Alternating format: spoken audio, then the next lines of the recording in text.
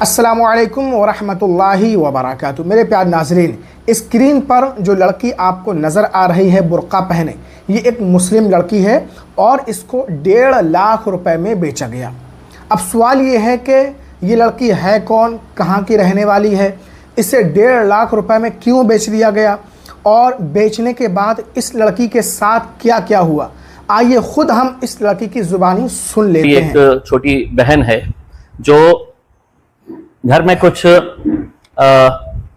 नाइत्तेफाकी हुई थी, थोड़ी नाराज़गी हुई थी, तो ये बच्ची घर से निकली और रेलवे स्टेशन से ये अपने रिश्तेदारों के पास जाने के लिए, परभनी जाने के लिए रेलवे स्टेशन के ऊपर पहुंची।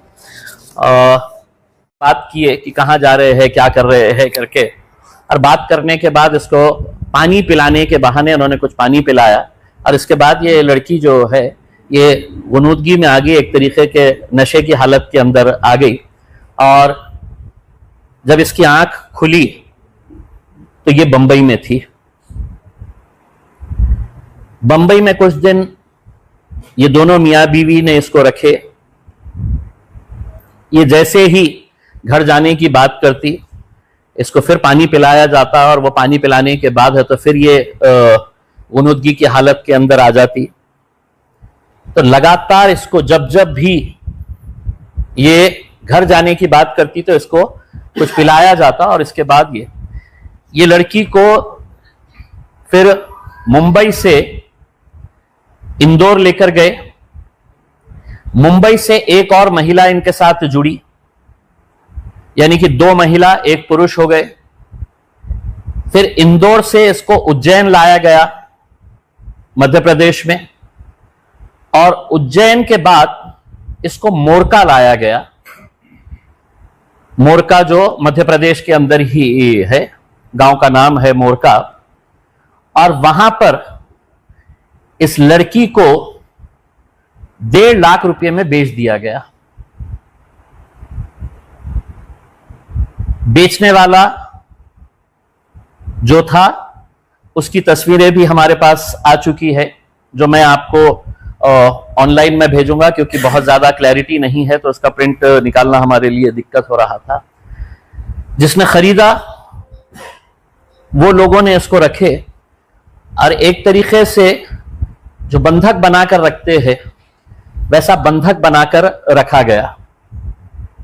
इस लड़की के साथ हिंदू रीतो रिवाज के हिसाब से शादी कराई गई।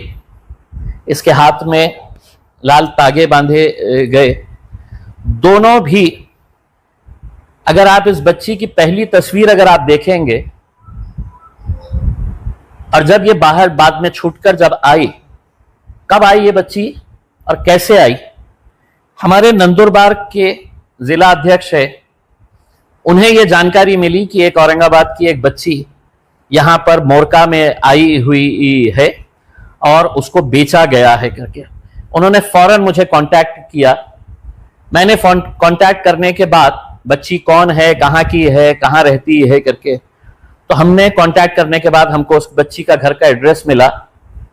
हमने उस बच्ची के घर वालों से कांटेक्ट किया। रात में 10 बजे मुझे ये जानकारी मिली थी कि ये बच्ची यहां पर मोरका में है, और रात में 1 बजे हमने उनके घर वालों को ढूंढा। घर वालों को ढूंढकर हमने उनसे पूरी जानकारी हासिल किए। पता चला कि घर वाले लगातार उसे ढूंढते रहे, पुलिस में कंप्लेन नहीं कराए,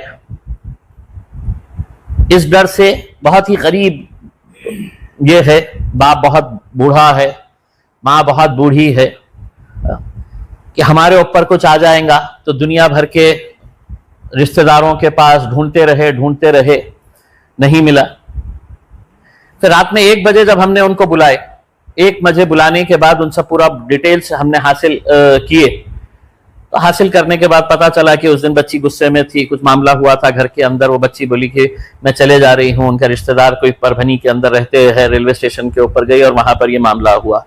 रात में हमने 1 बजे ही हमारे पार्टी के सदस्य है सोहेल भाई, हमने उनको बुलाया और उनको बुलाकर ये तय किया कि इमीडिएट मोरका के लिए यहां से निकला जाए। बेगमपुरा पुलिस से संपर्क किया गया। बेगमपुरा पुलिस के दो कांस्टेबल्स साथ में लिए गए और साथ में लेकर ये लोग वहां पर मोरका पहुंचे। जब तक ये बच्ची वहां से निकल चुकी थी, मोरका पुलिस स्टेशन के अंदर आ चुकी थी, हमने हमारी इंदौर की टीम को लगाया। इंदौर के हमारे जो बच्चे थे वो लोग वहां पर पहुंचे और पुलिस स्टेशन के अंदर फिर ये बात हुई। मैंने खुद ने इंदौर की वहां के पुलिस से, मोरका की पुलिस से मैंने बातचीत की और मैंने कहा कि किसी भी हालत के अंदर ये बच्ची पुलिस स्टेशन से बाहर नहीं जाना चाहिए। उसके घर वाले आ रहे हैं, FIR रजिस्टर हो चुकी है। नाम बताए उनको, सब बताए। बोले कहाँ पर रहते, क्या रहते हैं? हमने बोले हम ऐसी जगह रहते हैं, हम औरंगाबाद में रहते। बोले ठीक है। बोले तो आप पानी पीएंगे? बोले तो हमने बोले हाँ पानी पीएंगे। तो हमको पानी पिला दिए। फिर पानी पिलाने के बाद कुछ समझ में ही नहीं आया। पानी पिलाने के बाद हमको कुछ समझ में नहीं आया। फिर डायरेक्ट ट्रेन में हमको बिठाए, डायरेक्ट मुंबई लेके गए। वहाँ से हमारा पूरा बुरखा छीन लिए, हमारा बैग जो था, हमारे डॉक्यूमेंट्स वो सब ले लिए वहाँ से, और हमारा मतलब बुरखा निकाल के वो लोग के जैसे कपड़े पहना दिए, मतलब शॉर्ट टी शर्ट और जीन्स पहना दिए और कैप की टी शर्ट पहना दिए और मास्क लगा दिए। तो हमने बोला ऐसा क्यों? तो हम ऐसा क्यों बोले तो वो हमको पानी पिला देते थे और कुछ समझ में नहीं आता था हमारे। फिर हमको एक लेडीज़ के घर पे लेके गए, वहाँ से लेडीज़ को लिए। फिर वहाँ से लेडीज़ को लेने के बाद हमको इंदौर लेके गए। इंदौर में हमको मंदिर के घर में कुछ रखे, ऐसा मंदिर थी, वो मंदिर का रूम था, वहाँ पर एक दिन रुके। वहाँ से हमको उज्जैन लेके गए। फिर उज्जैन में भी हमको 8 दिन रखे। फिर वहाँ से एक लेडीज़ को बुलाया, इंदौर की लेडीज़ थी वो, तो वहाँ से हमको बुलाए। फिर हमको पूछे उन्होंने कहाँ रहते कहाँ नहीं। हमने बोले हम यहाँ रहते, हमको जाना है घर। तो बोले आप तो नहीं जा सकते। बोले तो फिर हमको और पानी पिला दिए। हम इधर का नाम लेते थे, हमारी फैमिली का नाम लेते थे, तो हमको बोलते थे वो कि नहीं कोई फैमिली नहीं, कोई नहीं, अब तुम यहाँ आ गए तो यहाँ आ गए। हमने बोले ठीक है। तो पानी पिला दिए। फिर कुछ समझ में नहीं आया। फिर मुर्गा लेके गए हमको। फिर मुर्गा लेके गए बाद हमको क्या बोले कि आपके घर लेके जा रहे, हमको ऐसे बोले हम। हमने बोले ठीक है। फिर वहाँ लेके जाने के बाद हमको क्या बोले, यहाँ से हम चले जाएंगे, बोले तुमको लेके तुम्हारे घर, बोले तुम्हारे देश छोड़ देंगे। बोले हमने बोले ठीक है। फिर वहाँ से वो लोग का पैसों की बात चल रही थी, तो हमने बोले हमको बेच रहे क्या आप? तो बोले नहीं आपको बेच रहे नहीं, हम उनसे उधार पैसे ले रहे हैं। हमने बोले अच्छा। तो फिर हम पैसे दे रहे, देने को फिर वो लोगों ने वीडियो स्टार्ट करे, तो हमने बोले हम चले जा रहे। फिर वो लोग ने हमको मारे तोड़े। फिर मारे जो बेचने वाले थे वो मामा ने मारे हमको और बोले कि खामोशी से बैठ, बोले खामोश। फिर वो पानी पिला दिए। फिर वो लोगों ने सबने हमको रूम में लॉक कर दिया। फिर हमारे साथ ऐसा हुआ। फिर वो लोग चले गए मेरे को छोड़ के, वो लोग ने पैसा लिए, वो लोग चले गए।